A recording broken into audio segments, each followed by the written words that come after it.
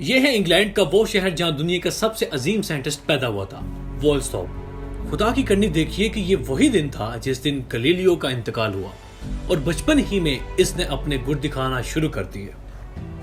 जी हाँ, आज मैं आपको दुनिया के सबसे अजीम मोस्ट इन्फ्लुएंशियल साइंटिस्ट यानी न्यूटन की बायोग्राफी के बारे में बताऊंगा।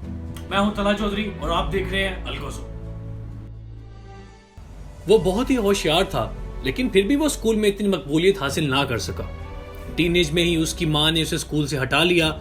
वो इसको एक कसान बनाना चाहती थी, लेकिन न्यूटन के प्रिंसिपल के कहने पर उसने उसे स्कूल में वापस भेज दिया। और न्यूटन खुद भी यही चाहता था।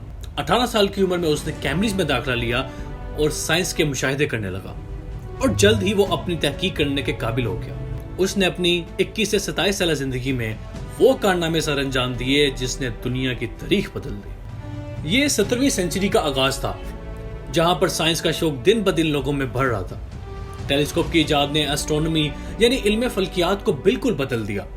फ्रेंच फिलोसोफर डिस्कार्ट और इंग्लिश फिलोसोफर फ्रांसिस बेकन जैसे लोग अपनी फिलोसफी से लोगों में शौर पैदा कर रहे थे। दूसरे बड़े साइंटिस्ट जैसे विलियम हार्वे, जिसने ब्लड की सर्कुलेशन को डिस्कवर किया, और केपलर, जिसने सूरज के गिर्द प्लैनेट्स की मोशन को डिस्कवर किया, अपनी अपनी तहकीकात कर रहे थे।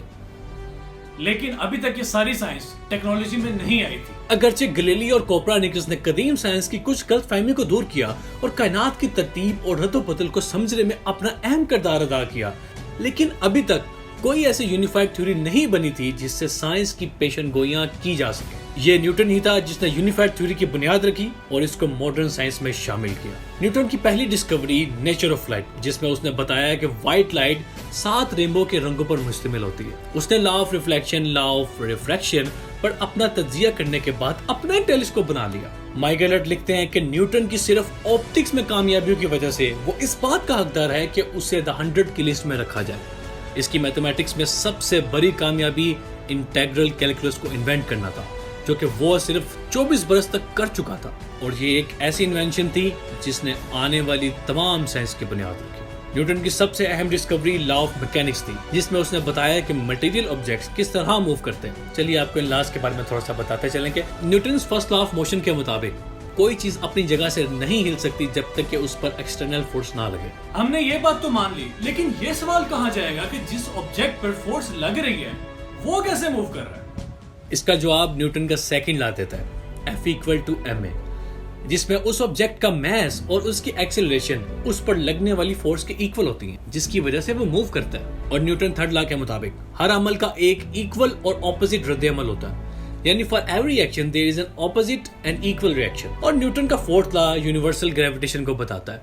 और न्यूटन के ये तमाम लॉज साइंस और इंजीनियरिंग की हर फील्ड पर अप्लाई होते हैं। 1687 में इसने अपना सबसे बड़ा कारनामा दुनिया के सामने रखा, जिसे प्रिंसिपिया ऑफ मैथमेटिया के नाम से जाना जाता है, जिसमें उसने बताया कि किस तरह ये लॉज प्लैनेट्स की मोशन को बता सकते हैं, जो कि उस वक्त की सबसे बड़ी मिस्ट्री थी। इसी वजह से न्यूटन को ग्रेटेस्ट ऑफ ऑल एस्ट्रोनॉमर्स भी कहा जाता है। इतने महदूद से वक्त में न्यूटन की तमाम कामयाबी को बताना तो मुमकिन नहीं, लेकिन चलें आपको उसके चंद अहम कारनामा के बारे में बताते चले कि उसने thermodynamics, study of heat, acoustics, study of sound, law of conservation of momentum, law of conservation of angular momentum, binomial theorem और इसके साथ साथ ओरिजिन ऑफ स्टार पर सबसे पहले बताया था।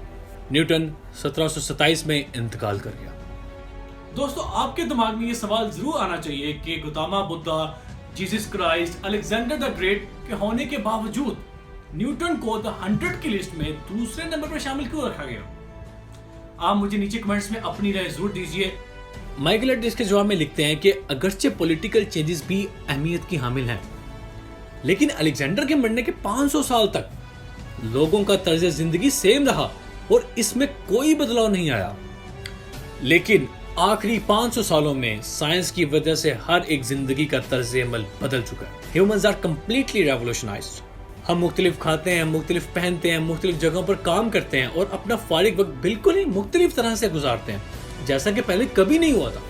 साइंस के इस इनकलाब से ना सिर्फ टेक्नोलॉजी और इकोनॉमी बदले, बल्कि इसने पॉलिटिक्स, रिलीजियस थिंकिंग, आर्ट और फिलॉसफी को भी बदला।